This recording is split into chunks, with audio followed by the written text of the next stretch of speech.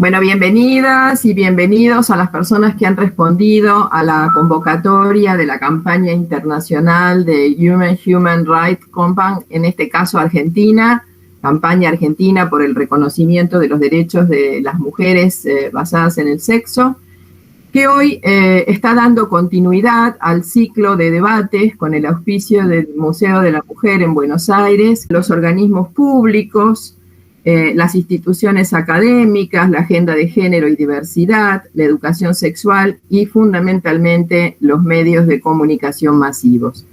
Tal vaciamiento de la materialidad de los cuerpos no solo puede ser funcional a la dispersión política y jurídica de derechos ya adquiridos, con el fin de facilitar los intereses del mercado laboral.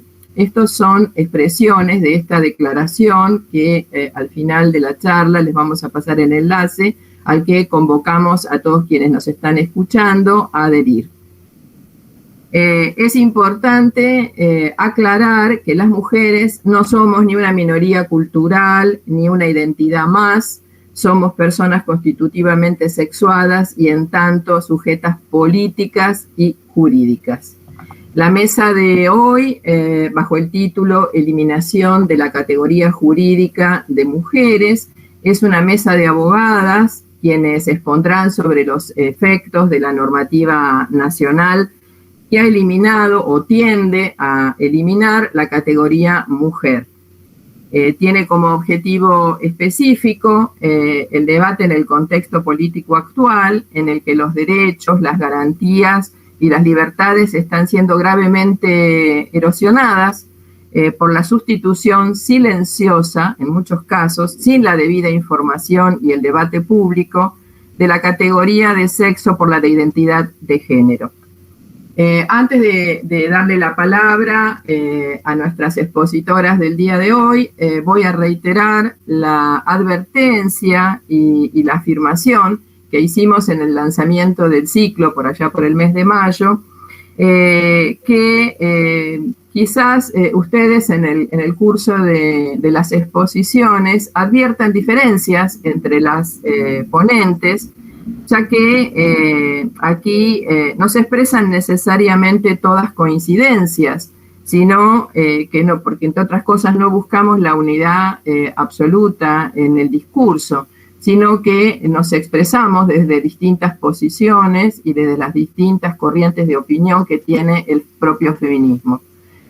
Feministas por la diferencia, feministas por la igualdad, feministas marxistas, feministas radicales, escucharán la voz de muchas de nosotras con esas improntas, pero lo que sí tenemos en común, y es lo que nos une en estas iniciativas, es retomar la genealogía del feminismo y su lucha por los derechos de las mujeres que lleva más de 2 siglos y medio. Dicho esto, entonces, vamos a pasar a darle la palabra a las abogadas de esta mesa, 4 abogadas feministas, que entonces se referirán a leyes, resoluciones, proyectos de ley que han repercutido sobre el sujeto político mujer en la Argentina. La primera expositora es Viviana Olchansky, les paso a contar, abogada, escritora egresada de la UBA, investigadora libre de historiografía lingüística de la Facultad de Filosofía y Letras de la UBA. Ella aparte ha publicado libros, artículos especializados, reseñas bibliográficas en revistas internacionales y ha participado de proyectos de UBACIT. Trabaja actualmente en la Justicia Nacional en lo penal económico, investiga delitos que afectan a los recursos de la seguridad social, es replicadora en perspectiva de género por la Corte Suprema de Justicia de la Nación y a fin de profundizar sus estudios durante el año 2021 ha cursado en la Universidad de La Coruña, España, el curso universitario de Historia sobre Teoría Feminista. Así que bueno, Viviana, tenés el micrófono abierto. Bueno, buenas tardes, muchas gracias a la oportunidad que me da el Museo de la Mujer, gracias a las organizadoras y las instituciones auspiciantes. Voy a arrancar, mi exposición va a ser de carácter técnico, porque la cuestión que voy a abordar es la modificación reciente que se hizo al carácter de la clave única de identificación tributaria y clave única de identificación laboral. Existen otras claves, como la clave de inversores del exterior, la clave de identificación CDI, la otra era CIE y la clave de identificación especial, que son menos conocidas, pero de todas maneras fueron comprendidas por esta reforma reciente del 8 de junio, que salió como una resolución general conjunta del ANSES, Administración Nacional de Seguridad Social, y AFIP, Administración Federal de Ingresos Públicos. Es la número 5007 del 2021. Y se dispone en el artículo primero que el prefijo utilizado para la asignación de los números de código único de identificación laboral CUIL, clave única de identificación tributaria CUIT, clave de identificación CDI, clave de inversores del exterior, CIE, clave de identificación especial de las personas humanas, ya sea el número 20, 23, 24 o 27, o los que en el futuro se determinen por parte de la AFIP y la ANSES, se van a asignar de manera aleatoria, siendo este mismo genérico el criterio y no en términos de sexo-género, estableciendo las correcciones y modificaciones necesarias para la implementación de la ley.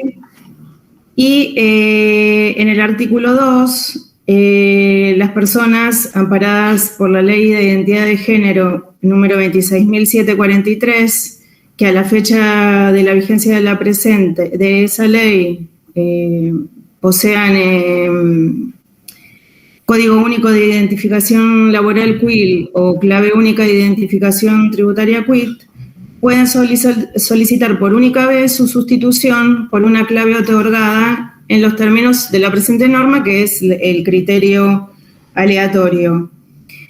La resolución conjunta fue hecha en el marco de otra previa del Ministerio de Trabajo, específicamente del Ministerio de Trabajo, que fue la 286 del 2021, básicamente en el mismo sentido. Es decir, se reemplaza la cifra completa de clave de identificación laboral o clave de identificación tributaria, es lo que se llama una clave, que se compone de 3 elementos.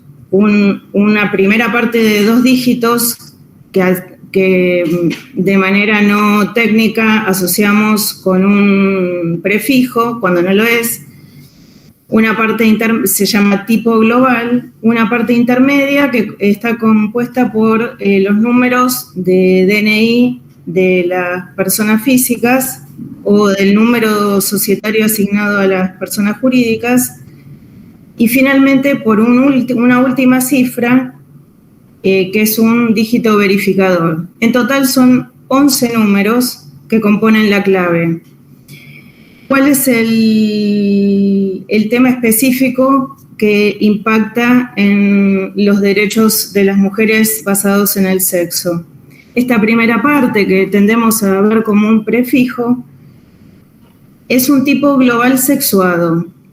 Es decir, son 2 cifras, que en el caso de los seres humanos, porque hay otro tipo global para las personas jurídicas, responde de manera eminente al número, o sea, asocia el número 20 de manera eminente al sexo masculino y el número 27 para las mujeres.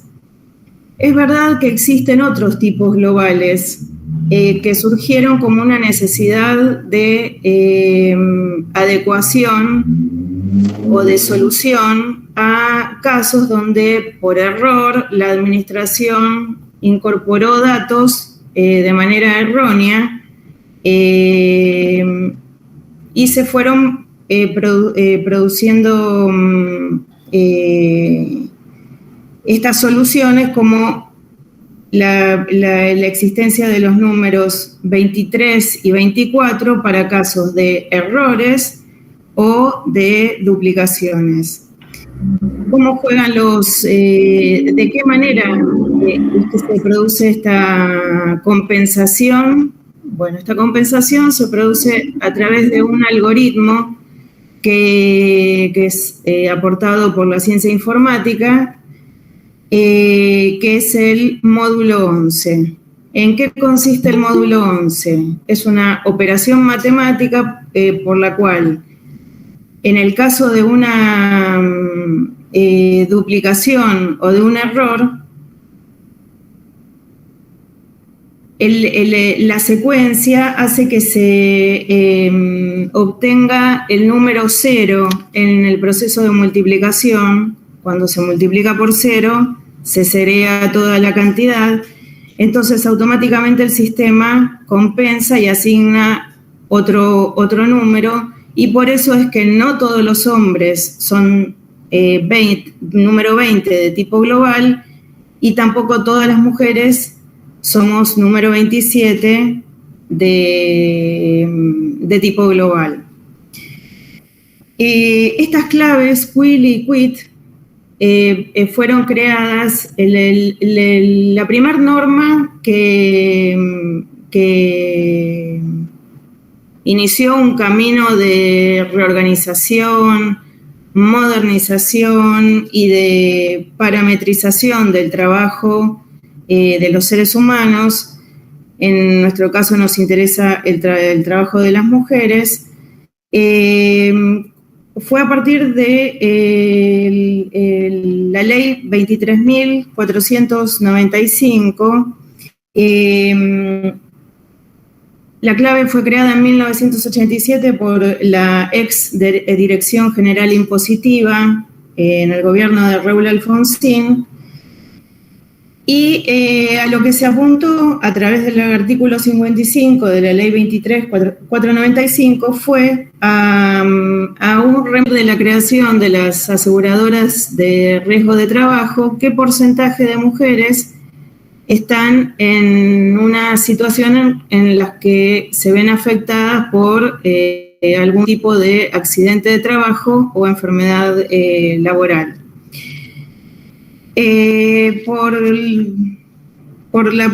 Bueno, finalmente, para completar, hay otro tipo global que es 30 para las personas jurídicas, y también se producen estos errores de sistema por el alta incorrecta. Los operadores son seres humanos y se pueden equivocar, nos podemos equivocar todos, y para eso está el dígito verificador y el famoso módulo 11, que es uno de los tantos criterios que hay, uno de los tantos módulos que se pueden utilizar. Es el que eligió la República Argentina para sus mediciones. En el caso de las personas jurídicas, el 30 es el tipo global predominante, 33 y 34 responden a estas dinámicas de corrección. Es cierto que a partir de la sanción de la Ley de Identidad de Género, se dio la posibilidad de realizar una corrección en las bases de ANSES y de AFIP. Pero estas modificaciones respondían a los criterios de modificación de los datos que responden a la identidad. Es decir, tanto las partidas de nacimiento como el documento de identidad, el documento nacional de identidad, se corrigen se rectifican en casos en los que esté afectada la identidad de género, con la prohibición de dejar nota en partida de nacimiento o DNI alguno de este trámite. En Argentina, bueno, lo comento no por las colegas abogadas, sino para ilustrar en el exterior. Estas partidas, hay cierta documentación, como la partida de nacimiento, que tienen de manera obligatoria que recibir como anotación marginal los cambios en el estado civil, y por eso es que la previsión legal fue específica, la prohibición de dejar asentado como inscripción marginal el cambio de sexo. Ni DNI ni partida de nacimiento. El tipo aleatorio, este quill aleatorio y quit aleatorio que se creó, hace que, a diferencia de lo sucedido previamente, que no se puede cambiar de sexo en el quill o el quit, directamente se anula el sistema de diferencia sexuada. El tipo global, por el momento no sabemos cómo va a quedar, pero lo que es cierto es que va a ser aleatorio para todas las personas que hagan el trámite y a los que se les asignen un número de identificación laboral.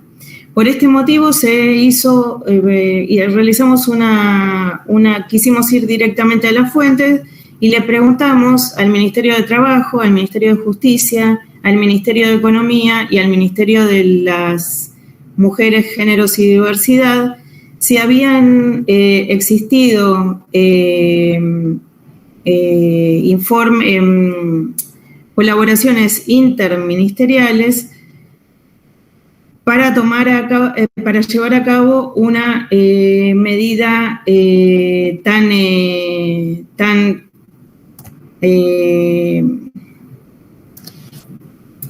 que afectara de tal manera a los derechos laborales de las mujeres, y en todos los casos dijeron que iban a continuar las políticas de las mujeres, de medición, las políticas de inserción laboral. Como el tiempo para contar todo lo que he estado averiguando excedería mi participación en este encuentro. Lo que sí quiero destacar es que las fundamentaciones no todas las fundamentaciones responden a leyes o tratados internacionales. Particularmente voy a referirme a dos tipos de declaraciones. Una, los principios de Yogyakarta, que no fueron incorporados a la legislación nacional, y una reunión en el año 2018 de personas intersex que hicieron una declaración en San José de Costa Rica. No corresponde asociarlos con el Pacto de San José de Costa Rica, incorporado primero a la Constitución y luego a las leyes nacionales, sino que es una declaración. Más allá de que, por supuesto, respetamos la ley nacional que reconoce la identidad de género, estamos sumamente preocupadas por la manera en la que a partir de ahora se va a evaluar la política de las mujeres. Y la política de las mujeres basadas en el sexo y en relación a los derechos laborales que, como todas sabemos, y creo que compartimos todas las ponentes del día de hoy, responden a una desigualdad estructural. Esa es la diferencia, el núcleo de la diferencia sexual, una desigualdad estructural que arranca con la creación del patriarcado. Habrían otros tipos de medidas como un reempadronamiento.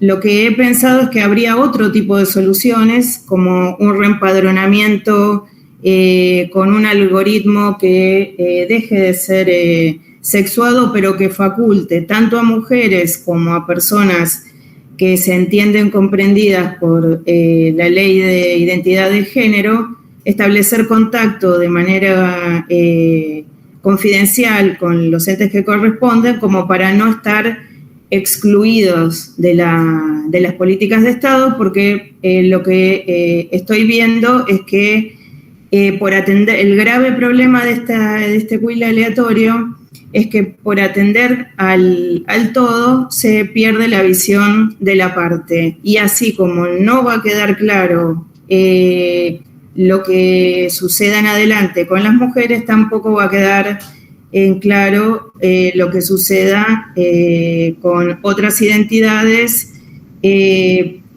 porque ya no va a haber manera de medirlo, al menos de manera transparente y pública. Y voy Viviana, ya estás en tiempo, anda redondeando. Sí, voy a redondear diciendo que estamos los seres humanos muy afectados por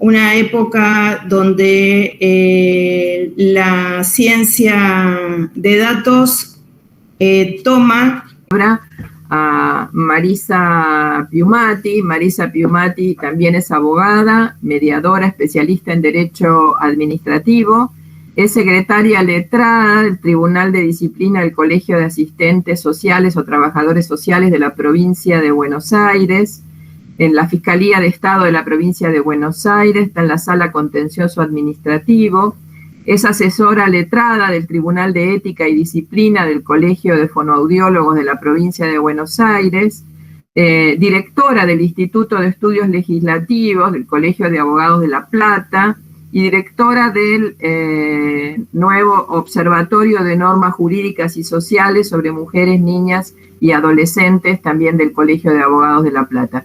Tenés la palabra, Marisa.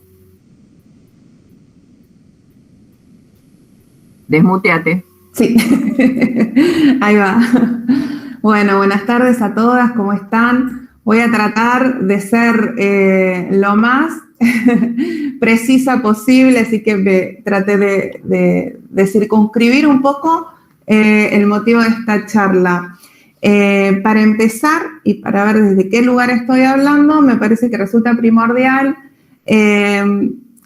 detenerme 2 segunditos en 2 palabras que constantemente se usan en forma indistinta o, digamos, para la generalidad de las personas pueden pasar en forma indistinta como si se trataran de sinónimo. Me estoy refiriendo a sexo y género. Esta utilización alternada, partiendo de que implican o refieren a idénticos conceptos, bueno, no es inocente, no es descuidada, tampoco y mucho menos improvisada. Las consecuencias las vamos a ver en los hechos, ¿no? Entonces, para empezar, partimos de qué entendemos por sexo, qué se entiende por género. Sexo es una condición que divide a los individuos de una especie y que permite la reproducción. El sexo es inmutable. El género son los roles y estereotipos sexistas impuestos socioculturalmente que establecen una jerarquía social en función de nuestro sexo. ¿Qué diferencias hay entre sexo y género? Bueno, el sexo se determina en el proceso de la fecundación, no se asigna al nacer. Esto es muy importante, por más que parezca una obviedad. El sexo es binario, no existen organismos no binarios. La reproducción se realiza con la intervención de 2 gametos, el óvulo y el espermatozoides. El sexo condiciona nuestra apariencia, el metabolismo, las hormonas y qué papel tenemos en la reproducción. ¿Qué es lo que no condiciona el sexo? Nuestros gustos, nuestras preferencias, nuestras habilidades, nuestras emociones. Por esto no hay cerebros azules y cerebros rosas. Lo femenino, lo masculino, son imposiciones que se realizan a través del género a tu sexo. Al nacer, según seamos nenas o nenes, la sociedad vuelca unas expectativas y unos roles y estereotipos culturales. Estas normas culturales son sexistas y subordinan a las mujeres. Estas son las consecuencias del género. El género como construcción sociocultural es una herramienta que se utiliza para la opresión de las mujeres. ¿Por qué? Porque ser sumisas, serviles, calladas, no lo porta el ADN. Por esto, el género no puede ser una identidad. Bueno, realizada esta pequeña, digamos, introducción, hay que concluir que si no encajas ni tu cerebro ni tu cuerpo,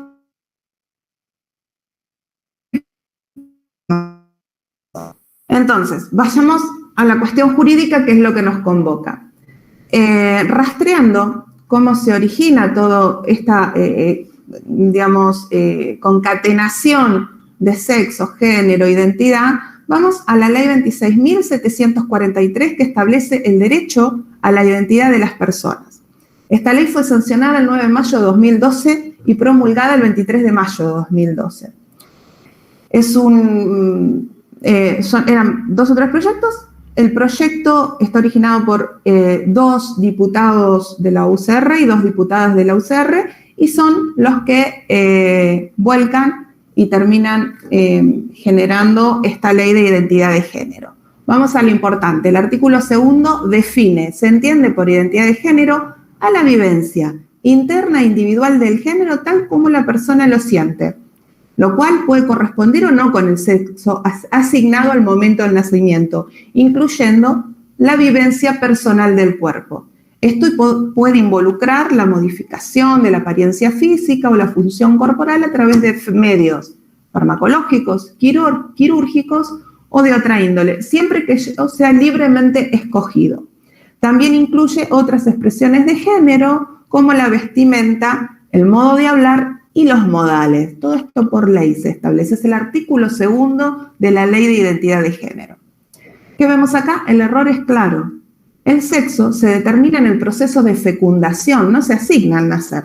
Para hacer gráficas, no es en el momento de inscripción en el registro que el funcionario o la funcionaria que intervienen asignan al azar el sexo a la persona que se va a inscribir. Esta ley del año 2012 es el principio de la eliminación de la categoría mujer plasmada en la normativa argentina. Con el fin de interiorizarme un poco cómo se gesta la ley, busqué los antecedentes del tratamiento legislativo y de esta forma llegó el proyecto 7243D del 2010 de la Cámara de Diputados de la Nación. Y lo que me interesaba eran los fundamentos, y ahí voy. De los fundamentos destaco la falta total y absoluta de marco convencional aprobado por el Estado argentino para fundar la ley. La ley no tiene marco convencional. En punto a eso, es inconstitucional. ¿Por qué afirmo esto? Porque los fundamentos se basan, y los dicen expresamente, en los principios de Yogyakarta. ¿Qué son los principios de Yogyakarta? Es una expresión de deseo de un grupo. ¿Es un tratado internacional al que adhirió la República Argentina? No. ¿Qué dicen los fundamentos de la Ley de Identidad de Género? La orientación sexual, esto es textual de los fundamentos de la ley. La orientación sexual o identidad de género son elementos esenciales para conformar la personalidad, por lo que el Estado ha de respetar y garantizarlo a través de su reconocimiento legal. O sea, el Estado garantiza la personalidad, adecuando la legislación interna a las normas emergentes de tratados internacionales en materia de derechos humanos que tienen jerarquía constitucional en virtud del artículo 75, inciso 22 de la Constitución Nacional. Siguen los fundamentos. Toda persona tiene derecho a decidir de manera libre, de ejercer su libertad e identidad sexual y siempre y cuando al hacerlo no provoque un delito o afecte derechos de tercero. Nadie puede ser obligado a la realización de prácticas sexuales algunas si hizo un pleno ¿Qué tiene que ver esto, digamos, con, bueno, va mezclando, ¿no? Dice, en tal sentido, la Comisión Internacional de Juristas y el Servicio Internacional para los Derechos Humanos han elaborado una serie de principios jurídicos internacionales sobre la aplicación de la legislación internacional de los derechos humanos a las violaciones basadas en orientación sexual e identidad de género. Y ahí puntualmente lo mencioné, conocido como principio de Yogyakarta. Afirman las normas legales internacionales vinculantes que todos los estados deben cumplir. Estos dicen los fundamentos de la ley. Los principios, remita a una página web, definen la identidad de género como, bueno, lo define la ley, ¿no? En definitiva, la vivencia interna individual del género, tal como cada persona la siente profundamente, la cual podría corresponder o no al sexo asignado al momento del nacimiento, incluyendo la vivencia personal del cuerpo. O sea, la ley toma de los principios el artículo 2, de los principios que la ley le da una jerarquía constitucional que no lo tiene. Estos no pasaron por el Congreso. O sea, no tienen esa equiparación que deben tener para considerarlos dentro del artículo 75, inciso 22. O sea, parte de muchas falacias. Bueno, si hay esta barbaridad jurídica, continúan con una serie incoherentes de citas, porque citan constitucionalistas, presentan un par de casos, 2 casos, para justificar la necesidad urgente de modificar la legislación. Y en medio renglón hacen referencia y dicen, respecto a la disforia de género, así como si se acordaran de un detallecito al finalizar los fundamentos, dicen, recordemos que la disforia de género, también conocida como síndrome de Harry-Benjamin, se caracteriza por un desacuerdo entre el sexo biológico y el sexo psicológico. Y con este renglón, con esta pretendida justificación para sancionar el marco normativo, omiten considerar una cuestión muy importante. La disforia es síntoma, no es identidad. No voy a ampliar este tema porque corresponde a otras profesionales ahondar en lo que implica la disforia. No es mi incumbencia profesional. No obstante, al estar presente en los fundamentos, debo mínimamente realizar la observación respecto del mal uso en los argumentos de esta ley. Bueno, me detuve en esta ley porque es la que en principio genera después una cascada de observaciones, o sea, de observaciones no, genera una cascada de legislación, de marco normativo, tanto en la provincia de Buenos Aires, como voy a detener en 2 o 3 leyes, como en el resto de las provincias y en Cava mismo. Y bueno, a partir de ahí, o sea, leyes, resoluciones, decretos, tienen el principal énfasis, es esta ley. Esta ley que tiene una improvisación total y absoluta al momento de generar sus fundamentos, o sea, carente de una técnica legislativa total y absoluta porque falta la coherencia, las referencias que hace tanto a nivel normativo como a nivel doctrinario son descontextualizadas, escasas. Desde la técnica legislativa es una ley aberrante, básicamente. Dicho estas pequeñas aclaraciones, voy a leyes que borran la categoría mujer con fundamento en esta ley de identidad de género en la provincia de Buenos Aires.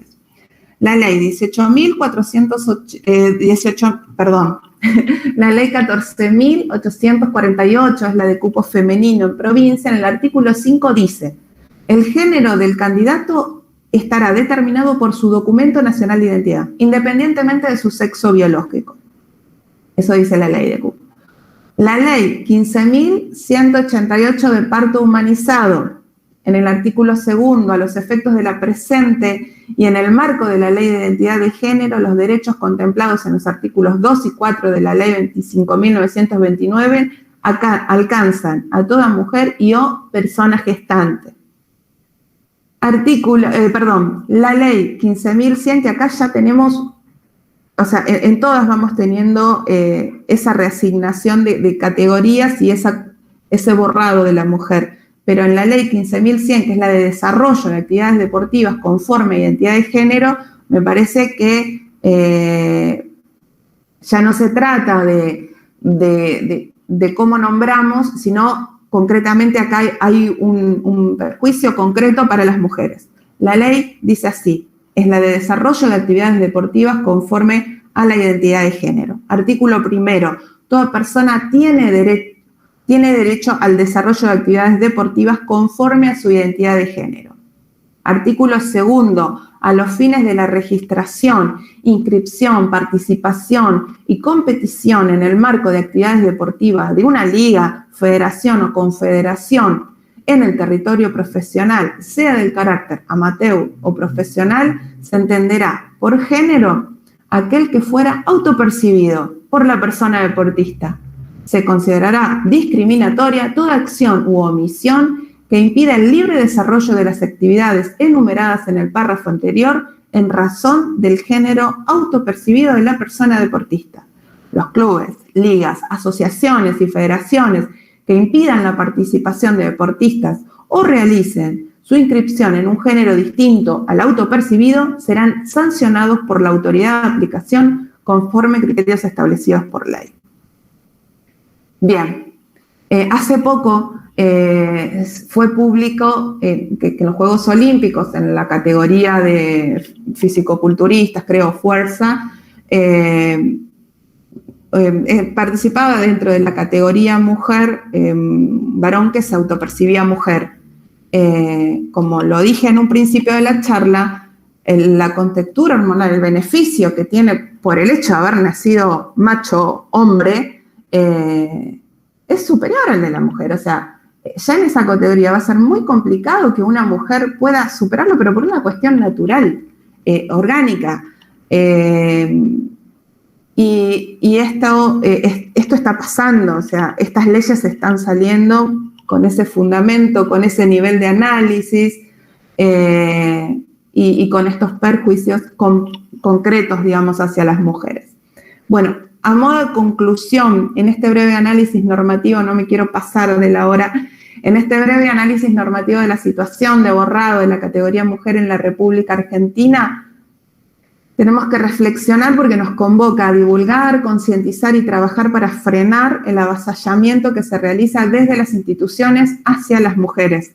Se disfraza de diversidad, se disfraza de inclusión para perpetuar la histórica opresión de las mujeres en razón de nacer mujer, hembra humana. Voy a concluir con estas palabras de Colin Wright, que es biólogo evolutivo, y Emma Hamilton, bióloga del desarrollo. Y dicen así: negar la realidad del sexo biológico y suplantarlo por una identidad de género subjetiva no es simplemente una teoría académica excéntrica. Suscita una seria preocupación por los derechos humanos de los grupos vulnerados como las mujeres, los homosexuales y las niñas y niños.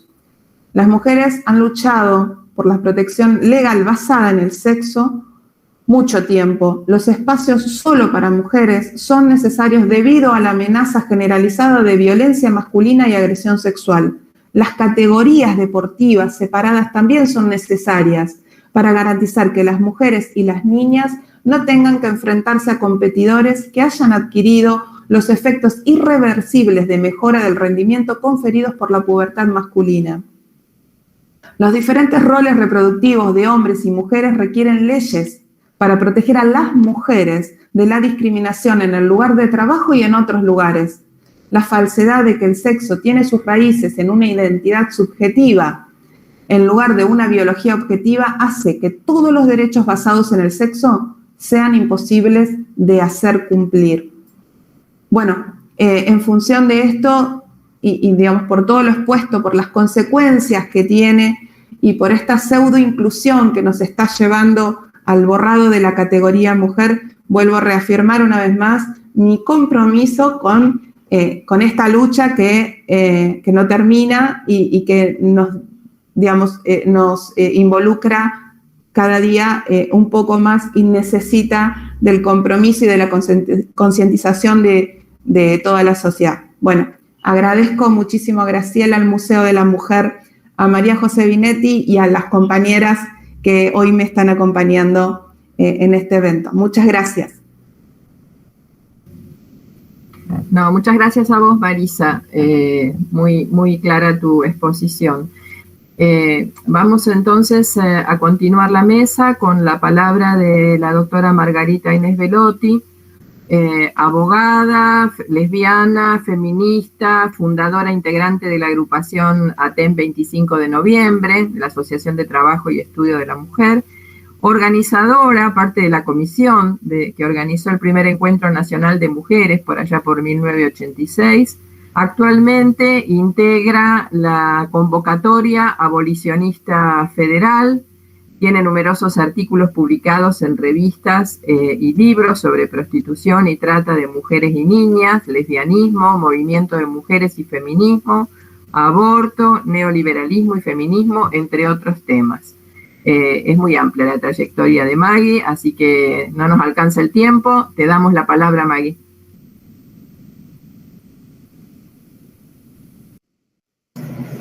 Bueno, muchas gracias por esta invitación, muchas gracias a la campaña argentina por los derechos de las mujeres en base al sexo, al Museo de la Mujer y a todas las personas que han organizado, personas y grupos que han organizado esta charla. Bueno, yo decidí abordar en el marco de esta mesa la reciente ley, la ley por el derecho que consagra el derecho al aborto en Argentina. ¿Por qué hice esta opción? En primer lugar, por lo que significa en relación a la lucha, a la historia y a los derechos de las mujeres. En segundo, cómo desde determinadas perspectivas se usa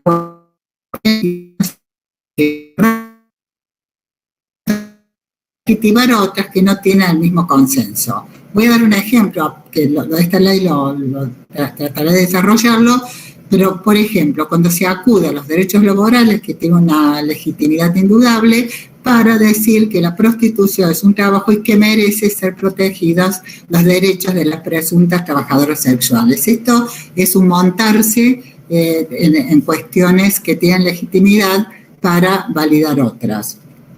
En tercer lugar, porque sirve para analizar la función política de los cambios en el lenguaje y en el sentido de los conceptos. Toda ley, sobre todo si consagra nuevos derechos, es tanto el producto del poder como de los movimientos que las han peleado, que los han llevado adelante, que las han impulsado, y por consiguiente tiene que ver con las relaciones de fuerza en una sociedad en un momento determinado. El derecho al aborto es el fruto de una larga lucha del feminismo y del movimiento de mujeres. Por eso me parece importante este tema, que es reconocer la genealogía y la historia y la raíz de esta lucha.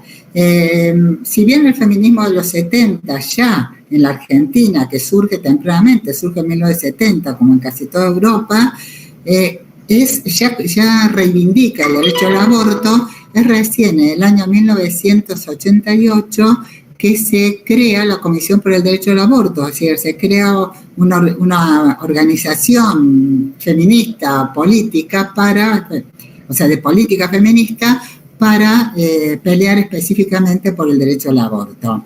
Esto, en noviembre de 1987 se hace la jornada anual de ATEN, que es el grupo al que pertenezco, y se hace una mesa de aborto y allí confluyen Safina Numeri, Dora Koledeschi, Susana Sommer y Erika Dumontel.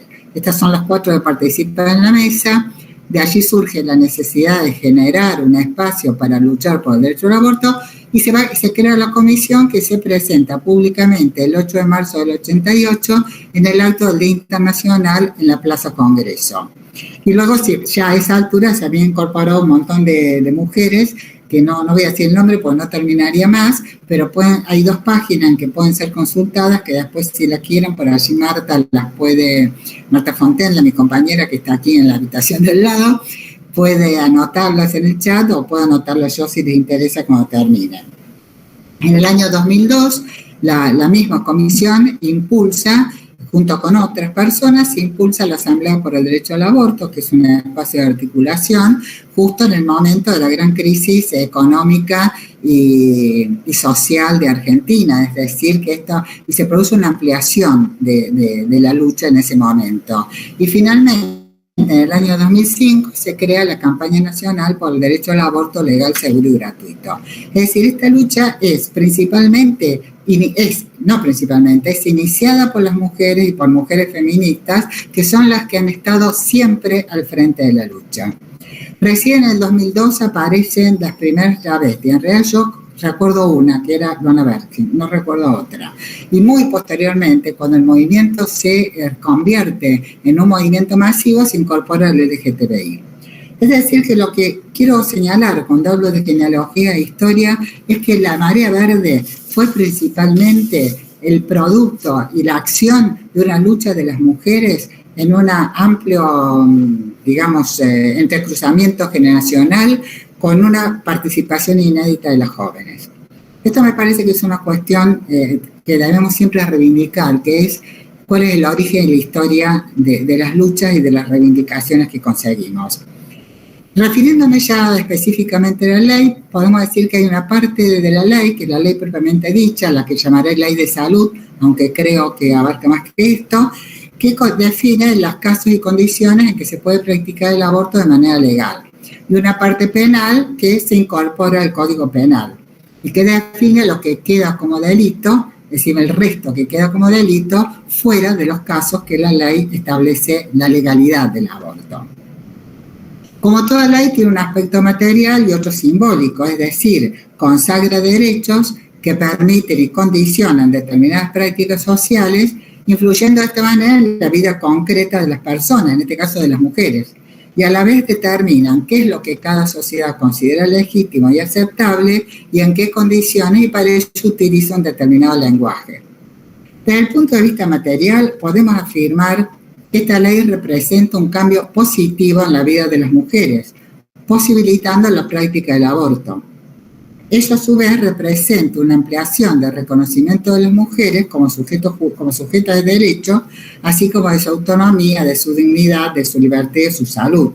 O sea, se embarca en la larga lucha de las mujeres por la igualdad, pues el derecho de consagra hacia nuestra autonomía corporal y a las decisiones sobre nuestra vida sexual y reproductiva. La consagración de este derecho permite en lo simbólico legitimar el aborto como un derecho en lugar de delito, pero lo que me interesa especialmente a los fines de esta mesa, que también tiene que ver con esta con esta dimensión de lo simbólico, es el lenguaje jurídico utilizado para designar quiénes son las personas comprendidas en esta ley. Y, o sea, las titulares de los derechos que establece por un lado, y por otro lado, ya desde el punto de vista penal, quiénes son las autoras o autores y quiénes son las víctimas de lo que queda, ese plus de delito que queda. Lo que vemos en la ley es que se utilizan distintas denominaciones para referirse a un mismo universo de personas, lo cual desde ya representa una defectuosa técnica jurídica, pues una cuestión básica es que denominar de la misma manera al mismo universo de personas a lo largo de una ley, porque esto facilita, esto hace a la comprensión de la ley y a la interpretación de la ley. Bueno, aquí esto no se respeta. Pero además de las cuestiones técnicas, vamos a ver lo que esto significa. Los términos que se utilizan son mujeres y personas con otras identidades de género con capacidad de gestar. Personas gestantes, niñas y adolescentes, acá niñas está en femenino, las pacientes también en femenino. Vemos que hay una serie de inconsistencias en el lenguaje.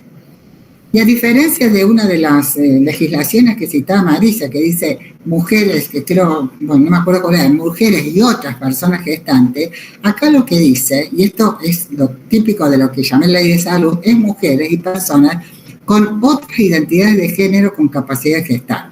Esto supone que las mujeres somos una identidad de género, o sea, nos nombra, pero nos dice que hay personas con otras identidades de género, o sea, que somos una identidad de género autopercibida desde la conceptualización de esta ley.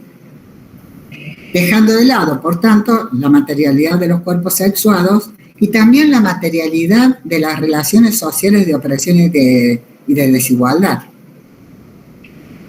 Resulta por lo menos forzado, ¿no?, considerar en estos términos a más de la mitad de la humanidad. Las mujeres no somos una identidad, no parimos y abortamos y gestamos en virtud de percibirnos como tales, sino que nacemos con un determinado sexo cuyas capacidades reproductivas son apropiadas por los varones y por las instituciones patriarcales. A eso se llama patriarcado.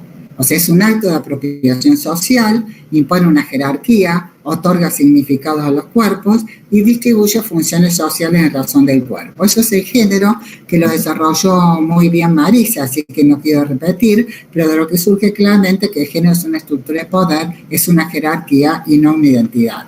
Y por lo tanto, no se resuelve con cambios nominales ni con percepciones subjetivas. Las mujeres podemos identificarnos de diversas maneras en relación a nuestra sexualidad, a nuestro modo de vida, a la forma de presentarnos, de vestirnos, de actuar, etc. Pero eso no significa que porque individualmente no nos adecuemos a los estereotipos de género, y muchísimas mujeres no se adecúan, yo diría que ninguna se adecúa en forma absoluta, esto no significa que en forma individual podemos terminar con las estructuras de poder, lo cual requiere realmente una lucha colectiva. Estamos sin duda ante estas diferentes definiciones teóricas que nos señalaba claramente Marisa, y la ley vacila entre estas concepciones, aunque opta, en realidad, aunque se inclina por la identidad de género, es decir, por aquella más adecuada a la etapa neoliberal, porque pone el acento en la elección individual y no en las estructuras de poder. Esta reducción de las mujeres a una identidad de género en medio de un mar de diversidades es contraria a la convención, a algunos instrumentos internacionales, de los cuales voy a citar, para ser breve, dos. La Convención contra todas las formas de eliminación contra la mujer, considerada llamada CEDAW en su sigla en inglés, que consagra los derechos de las mujeres en base al sexo, la Convención de Belén do Pará, que se refiere a la violencia contra las mujeres, la Constitución Nacional, especialmente en su artículo 75, inciso 23, que habla de medidas de acción positiva y que cita a las mujeres, y la ley 26485, que se refiere a violencia contra las mujeres, entre otras, pero me interesaba citar estas. Ahora, en otras partes de la ley y en todas las disposiciones de carácter penal se llaman a las mujeres personas gestantes. La larga lucha de las mujeres incluye el reclamo de ser consideradas personas, es decir, seres humanos sin ese déficit de humanidad y de derechos que se nos ha atribuido y que se nos sigue atribuyendo. Pero yo me atrevo a sostener que en el caso de esta ley, en el mismo momento en que nos llaman personas gestantes, nos destituyen como personas. ¿Por qué digo esto? Porque la constitución como persona requiere como condición previa reconocer las condiciones concretas de existencia, requiere reconocer las relaciones de opresión y requiere reconocer la larga lucha de las mujeres contra la opresión. Es decir, es imposible considerar personas si no se nombra el sujeto político de estas luchas. Solo al nombrar el sujeto político de estas luchas estamos nombrando a las mujeres como personas. No hay neutralidad como la que se pretende en este término, personas como un término neutral, porque en el marco de relaciones de opresión y desigualdad, la neutralidad únicamente las reproduce. Es necesario considerar expresamente estas relaciones de opresión y desigualdad para buscar medidas que de alguna manera las compensen y que vayan en el camino de eliminarla. Por ejemplo, las medidas de acción positiva que expresamente contempla el inciso 23 del artículo 75 de la Constitución Nacional que cité recién, hace un momentito. Por otra parte, esta definición oculta el hecho de que la totalidad de las personas que gestan y paren son hembras de la especie humana, es decir, mujeres, una ínfima minoría de las cuales se identifica como autopercepción subjetiva, como hombre trans, como no binaria y no sé, tal vez como otra cosa más. Podríamos considerar que tienen el derecho a ser nombradas, habría que ver cómo, pero ello no las habilita a hacer desaparecer simbólicamente a las mujeres del campo del derecho, ni tampoco a borrar los derechos de las mujeres en base al sexo y a borrar el sexo mismo. Pero tal vez más importante que estas pretensiones de neutralidad es el concepto de gestante. Este adjetivo, esta adjetivación del término persona, o de capacidad de gestar, como dice la ley de salud, porque implica reducirnos a una función, la de gestar. Y esto es una forma de fragmentarnos, esto es una forma de cosificarnos, esto es una forma de no considerarnos personas precisamente. Y cosificarnos encierra la potencialidad de convertirnos en mercancía, es decir, en productos del mercado. Ahora bien, estas definiciones que estoy criticando, la pregunta es, ¿configura una lesión concreta de derechos en relación a esta ley en particular? Yo considero que no. Que este tipo de lenguaje no impide que las mujeres puedan practicarse el aborto en condiciones de legalidad. Entonces dirán, ¿por qué le hago perder tiempo un domingo a la tarde hablando de esto?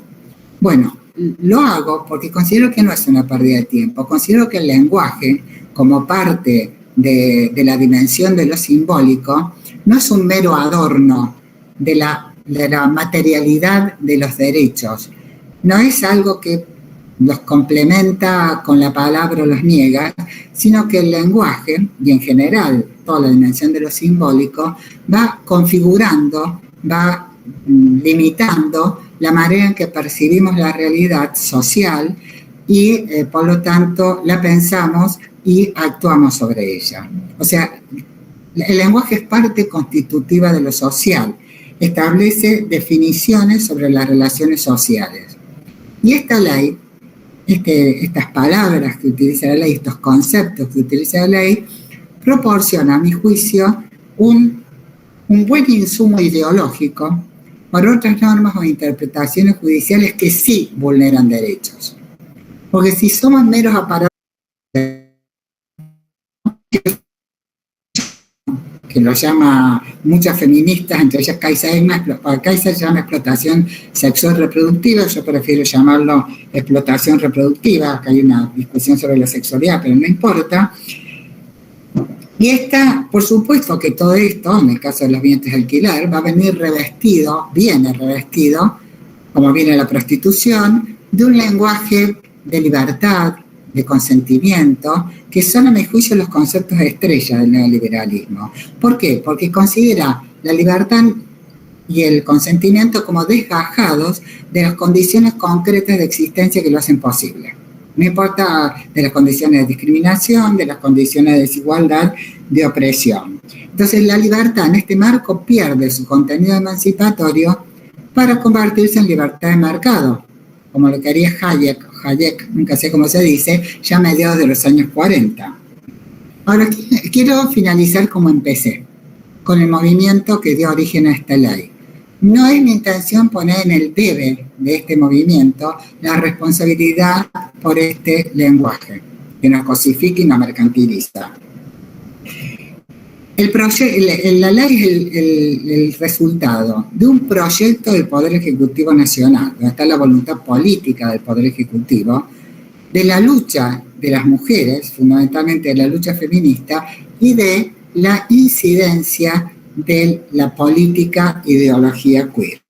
Es, en definitiva, como decía antes, de todas las leyes, sobre todo aquellas que consagran derechos, el producto de la relación de fuerzas en una sociedad y en un momento determinado. Voy a traer a colación unas palabras que las voy a hacer de memoria, así que no sé si son exactas, pero creo que entendí el sentido, que Martha Rosenberg le dedica a Doro Kolereski, que fue una de las líderes indiscutidas de la lucha por el aborto y que ya ha fallecido. Y ella dice, no sé si estarás de acuerdo con esta ley, pero es lo que pudimos hacer con el legado que nos dejaste. Y yo creo que lo que nos cabe ahora es ver qué hacemos nosotras con el legado que nos dejan 200 o más años, algunas teóricas españolas dicen 300, de lucha feminista. ¿Qué hacemos con el legado que nos dejaron todas estas mujeres para poder ampliar o poder acceder al reconocimiento real de los derechos de las mujeres, de nuestros reconocimientos como derechos, como sujetos jurídicos y políticos, y oponernos a esta desaparición simbólica, a este borrado? Bueno, gracias. Hasta aquí llego, creo que estuve dentro del tiempo.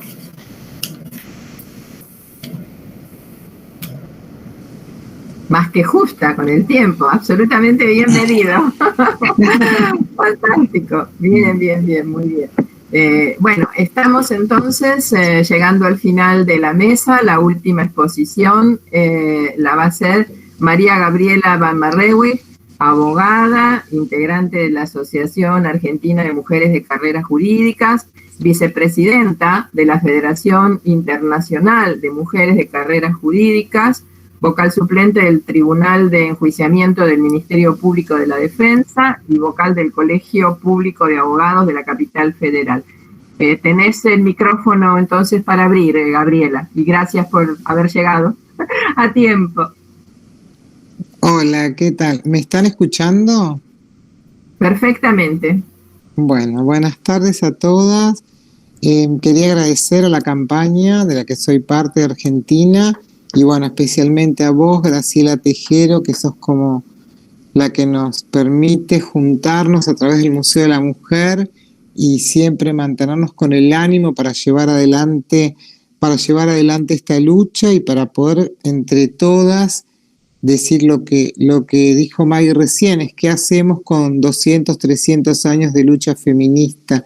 Creo que es una de las grandes responsabilidades que tenemos nosotras y este espacio que nos permitís, Graciela, compartir contigo y con todas, es un espacio de reflexión para saber ciertamente quién estamos acá y por eso estamos un domingo a la tarde, porque sabemos que tenemos una responsabilidad de llevar adelante y dejar claro para las demás compañeras y todos que los 300 años no fueron en vano, porque parecería ahora que la lucha feminista no tuvo sentido o se convirtió en otra clase de lucha de la que hay que formar parte. La lucha feminista sigue siendo la misma, porque como siempre lo digo, sin opresor no hay oprimida. Y este ánimo de borrado de las mujeres es el ánimo de borrar al opresor. Si nosotros borramos al opresor, no tenemos más la oprimida.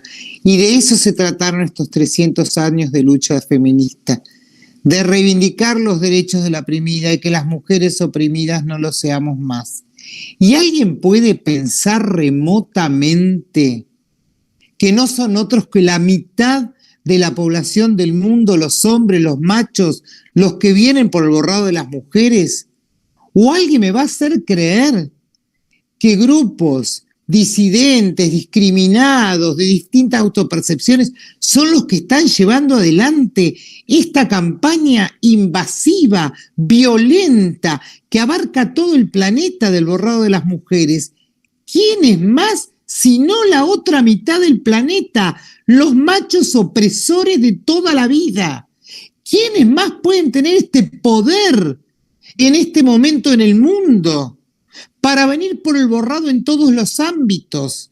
Hablamos hoy del ámbito legal. A ver, sabemos lo difícil que es hacer entrar proyectos de leyes, sabemos lo difícil que es debatir en el Congreso. Y hoy que nos estamos ocupando del borrado de las mujeres en la ley, sabemos que fueron ellos, los hombres, los que llevan adelante todas estas leyes del borrado, porque forman parte de una política mundial que ante el avance de esta lucha de 300 años de mujeres feministas, vieron que la forma de reivindicar el heteropatriarcado opresor y dominador era utilizar a determinados grupos para poder avasallar este movimiento feminista de siglos de lucha.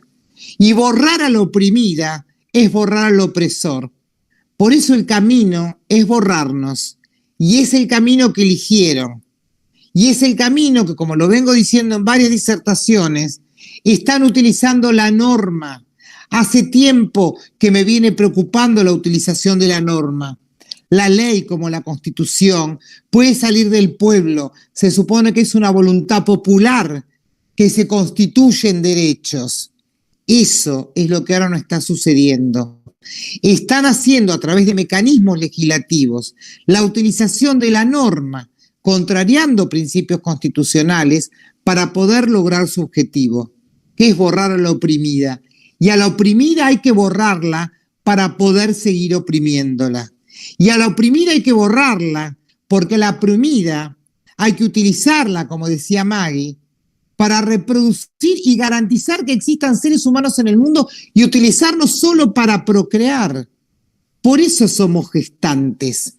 Porque estos señores, los que nos vienen a borrar, Quieren garantizarse seguir teniendo personas en el planeta y la forma es borrarnos y utilizarnos como producto. Somos como Coca-Cola, somos la red de distribución más importante del planeta. Estamos en todos lados y la mejor forma es borrarnos para usarnos. Coca-Cola y nosotras somos quienes le vamos a servir los intereses del neoliberalismo heteropatriarcal y posmoderno para garantizar el borrado a la oprimida, pero a su vez garantizar que en el mundo seguirán viviendo personas, varones y mujeres, pero ellos serán quienes determinarán quiénes van a vivir sobre el planeta. Esto lo quería decir con relación a que también están utilizando las normas para llevar adelante esta política global y que nadie puede creer que es la lucha de un grupo disidente que fueron discriminados por autodeterminarse, transexuales o no binarias, y por eso rápidamente en todo el planeta se ha distribuido esto, y esto avasalla los medios de comunicación, invade la literatura, invade las propagandas, las multinacionales hacen propagandas para el desodorante y la no sé qué, y Unilever, y Dove, y Procter & Gamble, y yo me lo voy a creer, que algo hemos estudiado y sabemos de imperialismo durante tantos años y de corporaciones. Y yo me voy a creer que esas corporaciones son tan amplias y tan democráticas que reconocen que ese es el camino de la liberación, ese es el camino para continuar la opresión, ese es el camino para convalidar la utilización de los cuerpos de las mujeres igual que utilizan la Coca-Cola. Somos, insisto, la mayor cadena de distribución planetaria. Estamos en más lugares que Coca-Cola y por eso nos quieren utilizar. Y en lo que me concierne en esta intervención, a mí me tiene muy preocupada desde que salió el 3 de agosto del año pasado en la República Argentina una resolución, la número 34, insisto, del año 2020, de la Inspección General de Justicia. Para las que no son de Argentina, la Inspección General de Justicia es un organismo que regula tanto las asociaciones civiles sin fines de lucro como las sociedades comerciales. Este organismo, en fecha 3 de agosto, encontrando justificación en algunas normativas constitucionales que le permiten crear normas propias, dicta una resolución. Esta resolución, publicitada y pretendidamente transmitida en los medios como una resolución que equiparaba los derechos de las mujeres para ingresar tanto en las asociaciones civiles como en las sociedades comerciales, es lamentablemente, queridas amigas, todo lo contrario. Paradójicamente, la resolución 34 de la Inspección General de Justicia, en su exposición de motivos, comienza obviamente citando a la Ley 23.179. La Ley 23.179 es la que ratifica la Convención para la Eliminación de todas las formas de discriminación contra la mujer y luego, bueno, su protocolo adicional que también fue ratificado. O sea, partimos de nombrar una norma que refiere a las mujeres para sacarnos a las mujeres de las asociaciones civiles y de las sociedades comerciales. Cita también la 27.412, la 26.485, por supuesto. Es como que repiten estas normativas para después hacer todo lo contrario. Parece que nos siguen subestimando como antes de la 17.711, ¿no? Tenemos que ir a pedirle permiso al esposo, al marido para hacer las cosas. Las mujeres, aclaro, antes de la 17.711 no teníamos capacidad plena. Cita todas estas normativas, cita también una normativa de la Comisión de Valores, bueno, que después la voy a analizar, que es una normativa bastante cuestionable, y cuando refiere a que va a tratar en los considerandos una supuesta paridad, en la misma frase y en la misma bolsa pone género, sexo, orientación sexual, identidad y expresión de género. A ver, como sabemos en el fondo lo que pretenden estos señores de la mitad del planeta, nosotros tenemos bien claro que lo que quieren es sacarnos de las sociedades. Ahora, la técnica de la resolución es nefasta. Si no fuera este el contenido, realmente no sería aplicable. Es lo mismo que hablaba Maggie con el tema del aborto. Yo no puedo hablar de sexo, género, orientación sexual, identidad de género y expresión de género. ¿A qué universo me refiero? Me refiero a los sujetos o los sujetos nacidos varones o mujeres, o sea, concebidos como varones o mujeres, a los géneros autopercibidos, a la expresión del género, que no es la identidad. O sea, no define el universo, y no define para confundir, y no define para borrar, claramente, porque lo que borra es la categoría legal referida al sexo para la constitución de las sociedades. Refiere también, paradójicamente, en esta ensalada, en esta melange que hace, toma cuestiones de todos lados, que nosotros conocemos el origen y la evolución de toda esta normativa, refiere al artículo 37 de la Constitución Nacional, que el artículo 37 de la Constitución Nacional habla de igualdad real de varones y mujeres para el régimen electoral y de partidos políticos. Y también refiere a la 27412, que es la que modificó el Código Electoral, contrariando al 37, y se refirió a cambios de género. O sea, una ensalada en la exposición de motivos de la resolución 34, que, insisto, creo que tiene una clara intención de borrado. Refiere también a la 27499, conocida como Ley Micaela, y a la Comisión de Valores, que lamentablemente, y lo podemos ver en otra oportunidad, tiene una resolución que es la 797 del año 2019, donde dice que los directorios deben ser diversos, refiriéndose a identidades de género, y después a la parte final de la resolución 797 dice que es para equiparar a las mujeres. No creo que ninguna de estas mezclas, confusiones, invocaciones de ley electoral, invocación de la Comisión de Valores, es gracioso porque también usa la palabra competencial. Yo creo que no cambió el idioma castellano y mucho menos el idioma jurídico, y que competencial no es una palabra, un término ni siquiera del habla hispana. Pero bueno, los que escriben estas resoluciones creen en las autopercepciones, entonces autopercibirán el idioma y creerán que competencial es una palabra que refiere a quien tiene que constituir una sociedad. El artículo 1, lamentablemente, el que define la resolución, habla de diversidad de género y dice igual cantidad de miembros femeninos y miembros masculinos. Estimadas, igual cantidad de miembros femeninos y miembros masculinos. Nos vemos en otra organización, porque acá nosotros no podemos estar. No refiere a mujeres. El artículo 3 habla de la composición por género y porcentajes. Pero el artículo 4, lindísimo, dice que el organismo podrá exceptuar de esta obligación de paridad. Y como debemos ir a los datos de la realidad, porque este podrá exceptuar, tenemos a ver quiénes son los que podrán exceptuar.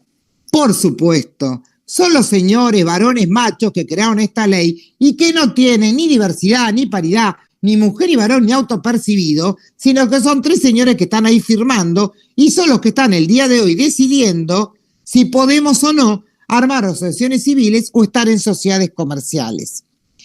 Lamentablemente, el artículo 5 habla de personas humanas y las abogadas sabemos, aparte, que nosotros oficiamos, que es una forma de obtener, es un medio probatorio, pero es una forma de obtener conocimientos sobre una sociedad. Aclaro que la Inspección General de Justicia es el organismo donde se escriben las sociedades para hacerlas oponibles a terceros. O sea, no solo el acuerdo entre las partes de crear una sociedad comercial o una asociación civil, sino hacer todos sus actos oponibles a terceros. Terceros es todo el resto de erga omnes, todas las personas. Y habla de que la inscripción se hará combinando iniciales del nombre original, apellido completo y el nombre elegido por identidad de género. A mí me pueden explicar si yo tengo que embarcar a un señor que se autopercibe Juana y en su registro es Luis y no voy a tener el nombre. ¿Cómo hago, por ejemplo, para extenderle una responsabilidad a esa persona física, miembro de una persona jurídica? O sea, el desastre de esta resolución, desde cualquier punto de vista, independientemente de que se refiera ya a este tema. Es un escándalo que en el órgano que hace oponible a las sociedades civiles y comerciales a terceros no tenga que estar el nombre de la persona que la constituye, tal cual esa persona fue inscripta. Es una locura. Y me dicen, no, bueno, pero tienen que poner el DNI. Pero yo puedo pedir información por el nombre. Y no voy a poder, porque ahí el señor puede ir y decir, me autopercibo Soraya. Entonces, en la expresión general de justicia, donde todas nosotras, si formamos parte de una sociedad, tenemos que estar con el nombre, con el DNI, con el facial, con el ancho de la frente, con la separación de los ojos, con todo. El RENAPER me tiene que tomar. Y que cuando voy a un jurado de enjuiciamiento me dice el RENAPER que no soy yo la que soy yo. Y todo eso, y el señor se puede poner Soraya. Y listo. Y nadie se va a enterar que está en esa sociedad. En un solo artículo, en el artículo 6, sí refiere a las mujeres y dice presencia equilibrada con los hombres. Ahora, yo le preguntaría a los genios, porque los genios que redactaron esto de técnica jurídica, ¿me pueden decir si el artículo 1 habla de miembros femeninos y masculinos? El artículo 6, ¿cómo dice que las mujeres tienen que tener presencia equilibrada con los hombres? ¿De qué habla en el artículo 1 o de qué habla en el artículo 6? ¿De qué habla en el 6? ¿De la presencia dónde? De la presencia en la vereda, en el café, en el bar, porque el artículo 1, que refiere a la conformación de las asociaciones civiles y sociedades comerciales, habla de miembros femeninos y masculinos. ¿Y qué es lo más grave de todo esto? Porque siempre, no sé por qué, nos parece que nosotros vemos como una intención, no sé si la vemos antes, después, yo ya no sé si estoy tan paranoica, ¿qué me pasa? Nunca fui paranoica, pero que si yo hoy quiero armar una asociación civil solo con mujeres, tengo que ir a pedir autorización a estos 3 señores, porque no estamos autorizadas. Esta reglamentación prohíbe que existan asociaciones civiles de mujeres con intereses propios de mujeres y exige miembros masculinos o diversidades masculinas o diversidad de géneros e identidades. Nosotras, que todavía estamos en esta lucha que lleva 200 o 300 años, para la Inspección General de Justicia no podríamos tener ningún objeto, que es lo que requiere la inspección. O sea, no podríamos tener ninguna problemática en común que ameritara nuestra organización como organización de la sociedad civil, cuando sabemos que toda esta lucha de 200, 300 años se llevó a cabo por organizaciones formadas por mujeres. La IGJ desconoce que existan problemáticas que ameritan una organización en la asociación como sociedades civiles, como sociedad civil de las mujeres. Quiere que si nosotros nos organizamos como estamos acá y hacemos una asociación, nosotras llevemos la mitad de autopercibidos, varones o lo que les guste. Y sabemos que es imposible, porque la lucha nuestra es la lucha contra el opresor. Y nosotros no podemos llevar el opresor adentro de una organización de la sociedad civil donde defendemos para dejar de ser oprimidas. Y no solo eso, si nosotras fuéramos brillantes economistas y brillantes mujeres, no podríamos armar ni una sociedad anónima, ni una SRL, no podríamos armar ningún tipo de sociedad comercial entre nosotras. No podríamos jamás. Porque deberíamos ir a buscar a estos autopercibidos diversos de género o identidades. ¿Por qué? ¿Por qué si está demostrado en el mundo de las finanzas, en el mundo internacional de las finanzas, las dificultades que tenemos las mujeres para avanzar en el plano de las finanzas, de las bolsas de comercio, de Wall Street, de Tokio? ¿Por qué no podríamos tampoco en la República Argentina, las mujeres, por ejemplo, armar una sociedad de bolsa? O sea, pasamos de no haberla podido armar porque no nos permitíamos a luchar y estar en la situación de poder armar aquel Estado, invocando CEDAW, contrariando lo propio que dice CEDAW, contrariando la debida diligencia estatal que exige CEDAW, nos prohíbe, por ejemplo, armar también una sociedad de bolsa. Y usted me puede decir, bueno, ¿para qué nos interesa armar una sociedad de bolsa? Porque nos interesa poder ejercer el comercio como lo ejercen los hombres. Porque esta resolución es una resolución que da por tierra con cualquier posibilidad de nosotras de organizarnos como mujeres, no solo en el ámbito de la sociedad civil, sino también en la vida económica de nuestro país. Esto nos deja afuera, esto nos retrasa cientos de años. Esto nos retrasa cientos de años. Si yo quiero armar acá con Maggie, con Graciela, con Viviana, con Marisa, una SRL para vender ponchos que fabricamos con compañeras de la PUN, no podemos. No podemos. No. Pero hay una excepción, como dijo este joven que es el segundo de la IGJ. Me dijo, pero tenés la excepción del artículo 4, me comentó un día ante mi contundente crítica, porque el artículo 4 dice que te podrá exceptuar. ¿Quién? Usted, de los varones. O sea, yo tengo que ir al organismo que me tiene que garantizar la diligencia estatal de vida cuando invoca cuando invoca la CEDAW y me dice que le tengo que pedir permiso para vender ponchos de la PUN entre mujeres en una sociedad comercial. Esto violenta CEDAW.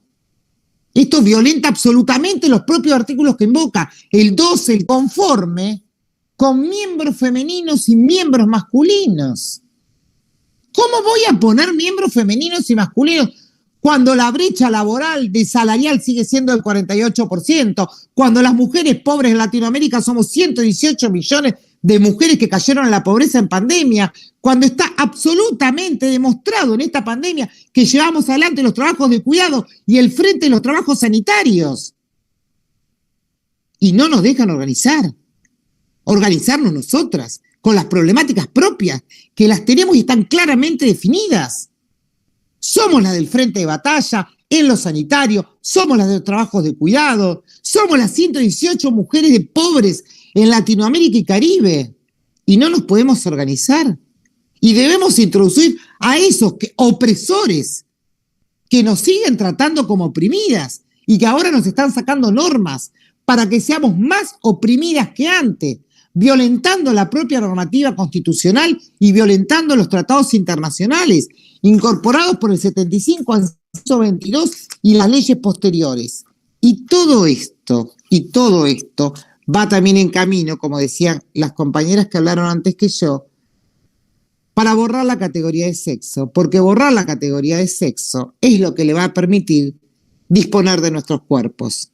Ellos no necesitan mujeres trabajadoras, mujeres del frente sanitario, mujeres de cuidados. Ellos necesitan cuerpos reproductores para garantizarse la cantidad de personas que quieren sobre el planeta Tierra y que nosotras no tengamos ningún interés por el que luchar con esa identidad, porque nombrarnos nos empodera y porque saber qué somos mujeres y quiénes somos las mujeres y qué queremos las mujeres nos da un lugar. Y creer que no son ellos y solamente ellos, la otra mitad, los que nos tratan de borrar, es de una inocencia absoluta. Y no puedo entender, como hay compañeras que están en el movimiento feminista y yo no tengo el feministrómetro, por eso las incorporo a todas las mujeres como feministas. Yo digo, todas las mujeres feministas no se están dando cuenta que cuando utilizamos la letra A se nos reían y ahora de golpe todos usan la E. Tan rápido, que lo logramos así de golpe un día y no nos dimos cuenta. La E es peor que la O, porque la O me dejaba del lado de la A. La E la quieren para que yo no tenga más intereses. En este caso que estoy explicando, para que no me pueda asociar. El espíritu asociacional, que es el que genera una asociación civil o comercial, ellos me lo borran, porque me sacan la A. Entonces no hay cuestiones de mujeres, salvo que las autoricen, por supuesto, los hombres. Pero a todo esto, que es preocupante, es grave, es preocupante lo que pasa con la ley electoral, también con lo del aborto, es preocupante todo lo que está pasando con toda esta normativa. No quiero dejar pasar esta oportunidad sin perjuicio que no me voy a detener profundamente en esta cuestión, pero como me está quedando poco tiempo, yo quisiera que todas nosotras nos pusiéramos a trabajar fuertemente en el fallo de Vicky Hernández y otros versus Honduras. Como bien sabemos, la Corte Interamericana de Derechos Humanos ha sacado este fallo desde el punto de vista personal, el más lamentable borrado de las mujeres en América Latina y Caribe, cuando tenemos 118 millones de mujeres pobres, insisto, según el índice de CEPAL de enero del 2021. Esa corte formada por hombres que no sé cómo se autoperciben, pero por lo menos dicen ser hombres, y solo el voto de disidencia, muy importante, me parece que debemos salir a apoyar y salir a defender y a salir a trabajar en toda América Latina con el voto de la disidencia, porque aparte, por eso digo que no voy a profundizar, pero creo que tenemos que tomar ya esta lucha, porque aparte la disidencia, que es el voto de una mujer que no discrimina a las trans, no discrimina a nadie, pero dice muy bien que la Convención de Belén do Pará es la convención de la lucha de las mujeres víctimas de violencia. El fallo es tan contradictorio, es un fallo de hombres, es un fallo de machos. El voto de la disidencia es un voto tan nuestro, es un voto que las mujeres nos identificamos tanto.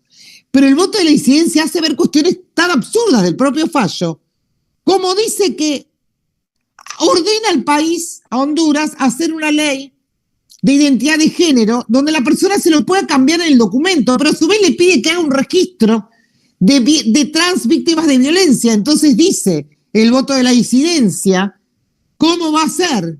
Ni siquiera le hicieron eso, o sea, no les importa nada, no les importa fundamentar nada. Ni siquiera leyeron que si permiten cambiar el DNI sin hacer la anotación marginal de si era varón o mujer, ¿cómo van a poder seguir los casos de violencia atrás? La Corte Interamericana, ustedes saben que pueden poner pautas de conducta a los países y tienen que rendir cuentas. Tienen un lapso de años que tienen que ir rindiendo cuentas. El voto de la disidencia dice, ¿cómo van a rendir cuentas si le hace cambiar el sexo y después le pide que rinda cuentas de la violencia trans? Por eso digo, la Corte Interamericana de Derechos Humanos, en este momento, un órgano superior de justicia que nos comprende a todas las hermanas latinoamericanas, ha presentado a través de los hombres, de 4 varones, esta postura que, si bien no fue clara, es una postura de borrado. Es una postura donde dice que las víctimas de violencia no somos nosotras. Es una postura que dice, nosotros definimos a quién le decimos que se aplican estas convenciones. Es una postura que niega la existencia de la mujer como víctima de violencia. Y sabemos que borrarnos a nosotras va a permitir ser cada vez más violentos, cada vez vamos a tener más muertas, cada vez vamos a tener más traficadas, cada vez vamos a tener más mujeres explotadas en la prostitución. Esta gente va por eso. Por eso creo que debemos dedicar una charla a esto, a este fallo, reproducirlo en las críticas y demostrar el absurdo del razonamiento de los hombres que votaron. Y poner énfasis en el voto de la disidencia, que aclara para toda América Latina cuál es la situación de las mujeres y cómo debemos ser tratadas como mujeres. El sexo es biológico, lo dijo Marisa. El sexo se determina en el momento de la concepción. Y las principales víctimas en la historia de la humanidad, de la violencia, del sometimiento y de la opresión, fuimos, somos y lamentablemente creo que seremos por un largo tiempo todavía las mujeres. Muchas gracias.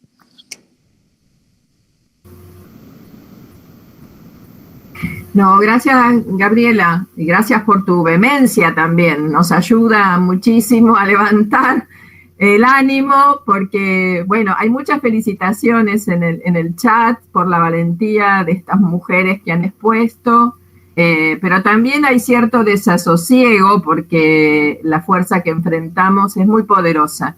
Lo primero que debemos preguntarnos es qué interés tienen los estados para hacer esto que vos decías, con tanta rapidez cambios en el orden de lo cultural, lo pongo entre comillas, que a nosotras nos ha llevado tantos cientos de años. Como mínimo sospechar el interés democrático de estos estados. Así que bueno, está ese péndulo entre el entusiasmo y la necesidad de luchar y enfrentarlos, y al mismo tiempo el temor del esfuerzo que tenemos que hacer porque el enemigo es muy poderoso. Se puede abrir ahora, tenemos todavía unos 10-15 minutos de transmisión. Podemos abrir el chat para preguntas, para intercambio también entre nosotras. Mientras vamos esperando a las participantes y a los participantes el ingreso de alguna consulta a las ponentes, yo quería hacer, sí, también una reflexión en esto que planteaban las chicas, en particular Maggie y Gabriela, con la norma concreta, en el caso de Marisa, la provincia de Buenos Aires.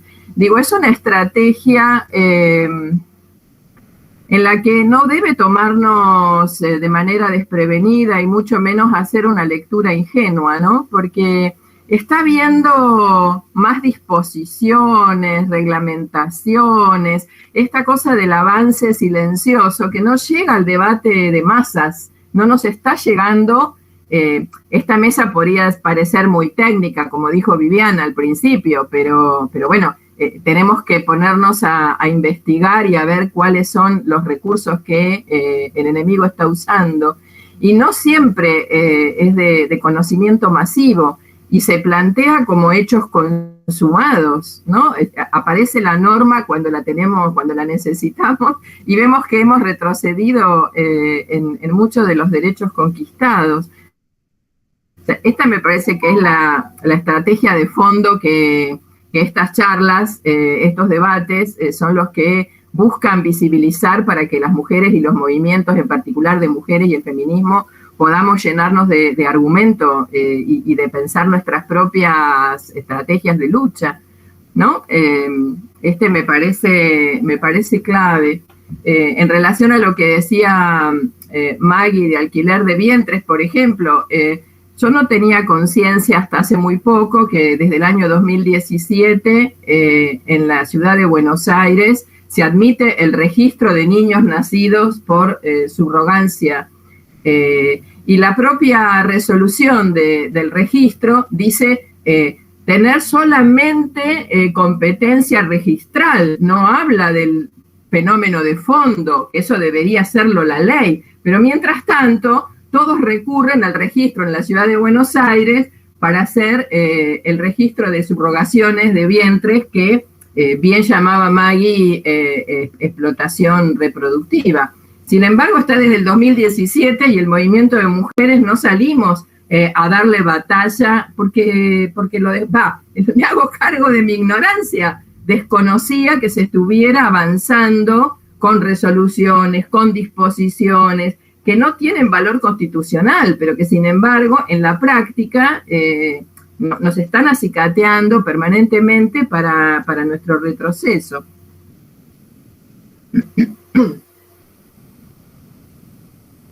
Bueno, después ustedes revisarán el chat, está lleno de elogios y de saludos.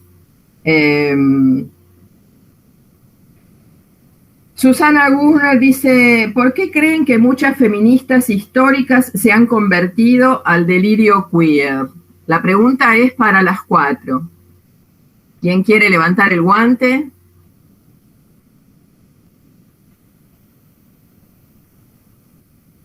Nada más difícil de contestar, Susana, pues es la misma pregunta que nos estamos haciendo todas. ¿Cómo es que llegaron a esto? ¿Cómo puede ser que las mismas compañeras con las que hemos recorrido un camino, en mi caso, muy, muy largo, no se den cuenta, digamos, de lo que significa para sus vidas esto, lo que significa para sus derechos estos? En general, yo creo que lamentablemente están adoleciendo algunas de la misma ingenuidad que tiene que ver mucho con toda la propaganda existente y con todo el maternaje que hacemos las mujeres, en la ingenuidad de pensar que que estas leyes son únicamente leyes para proteger los derechos de una minoría. Eso mismo me lo creí yo en el 2012 y confieso que ni siquiera la leía la ley en ese momento, pues estaba muy preocupada con la reforma de la ley contra la trata de personas, con la lucha por el aborto, etcétera, y realmente no le presté importancia hasta que años después, pues tardaron sus años, comenzó a verse cuál es el impacto que comenzaba a tener, no solo en el orden jurídico, sino en política. Ya hemos visto las agresiones y los insultos y las exclusiones, sobre todo el feminismo radical, del cual me considero parte, por ejemplo, en las asambleas del Ni Una Menos. Entonces, esto creo que muchas todavía consideran esto ingenuamente, pero esto es un derecho de una minoría, ¿en qué no se afecta? Al contrario, ustedes qué poco solidarios son. Y por otro lado está una cuestión ideológica que es muy fuerte en las mujeres, que es esta cuestión, bueno, que es el género en realidad, que es la atribución de determinados estereotipos de la feminidad que hace que ejerzamos maternaje con todo el mundo. Tenemos que proteger a aquellos que consideramos más débiles, porque parece que nosotros tenemos ya conseguido no sé qué. Pero esto yo creo que está operando.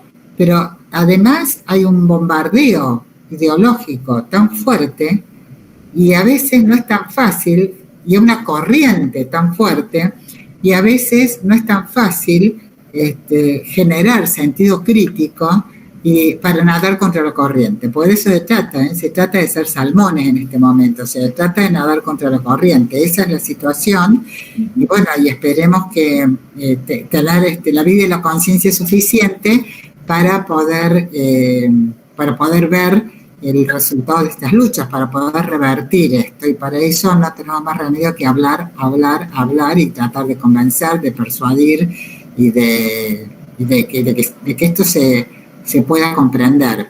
Yo personalmente no he trabajado concretamente al lado de personas travestis y trans, ¿no? Transfemeninas, de travestis y transexuales, perdón. Yo no uso el término trans, lo he usado aquí, fíjense lo que es la fuerza de la publicidad. Dije trans cuando yo estoy en contra del término trans, porque creo que esto de transexuales, que bueno, es para discutirlo en otro momento, es una especie de moda cultural que tiene muy poco que ver, y no solo moda, estoy siendo muy liviana, creo que es algo muy dirigido, tiene poco que ver, e incluso en definitiva va a perjudicarlos contra las travestis y trans que tienen una historia de vida, que tienen una historia de...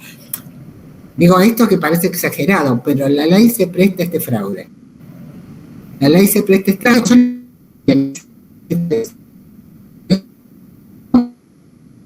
Perjudicando a travestis y transexuales, que son realmente las personas que tendrían derecho a tener esta cobertura, como está derecho a tener este derecho, pero que también debieran tenerlo no sé cuántas son, las 80, 100.000 mujeres que están en situación de prostitución, porque tienen la misma grado de vulneración de sus derechos, aunque de distinta manera, que travestis y trans, y tal vez hasta con un grado de necesidad mayor, porque muchos tienen hijas e hijos a su cargo. Pero realmente se hace esta política para borrar a las mujeres y para que las mujeres no tengamos derechos. Entonces, hasta se nos dice que somos privilegiadas, hasta se nos culpabiliza diciendo que somos privilegiadas. La sí privilegiada por haber nacido con los cuerpos con que nacimos. Entonces, yo creo que hay que hablar con los compañeros, lo cual es muy difícil, porque enseguida te insultan, te acusan de TERF, etcétera, etcétera. A mí me cuesta bastante esto. Yo tengo una historia que decirme TERF realmente es una falta de respeto, pero lo van a hacer de todas maneras. Además, esa historia no significa que la conozca todo el mundo y no les importa. Yo he acompañado concretamente pero eso no les importa nada, porque no se trata de eso, se trata de instalar que las mujeres somos unas privilegiadas y que las verdaderas personas que tienen derechos conculcados son travestis, transexuales y transgénero, entre las cuales yo conozco varias chicas y chicos de clase media que no están excluidos de nada, pero que han resuelto declararse no binarias, por ejemplo. O de lesbianas de toda la vida, yo no soy de toda la vida, pero soy de hace muchos años, que han resuelto declararse hombres trans, no sé, bueno, que esto es otro caso a discutir, ¿no? Cómo esto tiende a heterosexualizar todo. Pero bueno, no tengo respuesta para tu pregunta, Susana.